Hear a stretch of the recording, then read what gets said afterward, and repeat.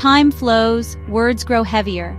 People draw closer to each other but stay away from labels. Love in the modern age now takes new forms.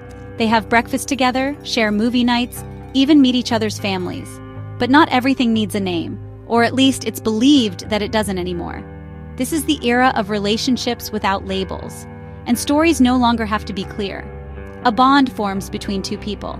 This connection offers an unusual comfort. No one says, "We are a couple," nor do they say, "We are just friends." Yet days are spent together, plans are made, feelings are shared. From the outside, everything points to a relationship, but no promises have been made on the inside. Because this is an unlabeled relationship. These types of connections have intimacy but lack clarity. There is intensity, but no boundaries have been drawn. Jealousy is felt, but it's unclear where this emotion fits, because here roles are not defined, expectations dissolve in uncertainty.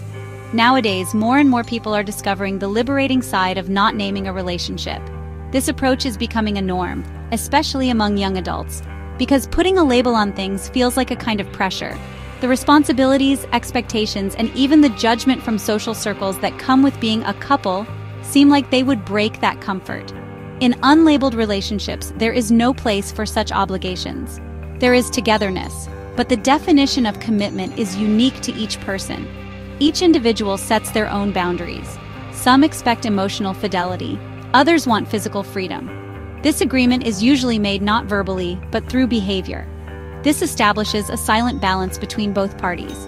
But this balance can easily be shaken. Without labels, the assumption that everyone is experiencing the same thing disappears. Two people can exist in very different realities at the same time.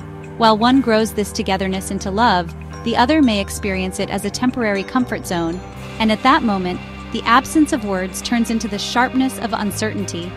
What did I think we were? Is the breaking point of these relationships. Because here, no one lies, but no one fully defines the truth either. Modern society provides fertile ground for these kinds of relationships. Digitalization, constant accessibility, and a culture of instant communication encourage superficial connections instead of deep bonds. There are many options. At any moment, on any app, there's the possibility of meeting someone new. This makes investing in an existing bond more difficult. But this is not just a culture of escape. It is also a natural extension of an age that emphasizes individuality. People now want to define their own needs and boundaries first. Truly becoming part of another's life requires time and energy. The way to lighten this burden is to not put the relationship into a set form. So, in reality, unlabeled relationships are not about living without responsibility. They are about redefining responsibility. Those who choose this relationship model often emphasize the word freedom. In their view, connections that unfold without a relationship label are more natural and sincere. The moment you put a label on it, behaviors start to change.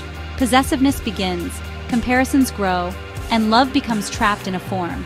But not everyone agrees with this perspective. For some, this model is simply a mask for the fear of attachment. They think that people keep their feelings vague to avoid responsibility. Love demands clarity, they say. If something is not named, it will disappear one day. At this point, unlabeled relationships become one of the most controversial emotional structures of the modern age. For some, they are brave and liberating. For others, they are superficial and temporary. Time passes, relationships grow or fade. Whether labeled or not, emotions become more complicated.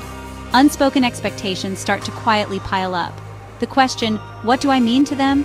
keeps circling in one's mind.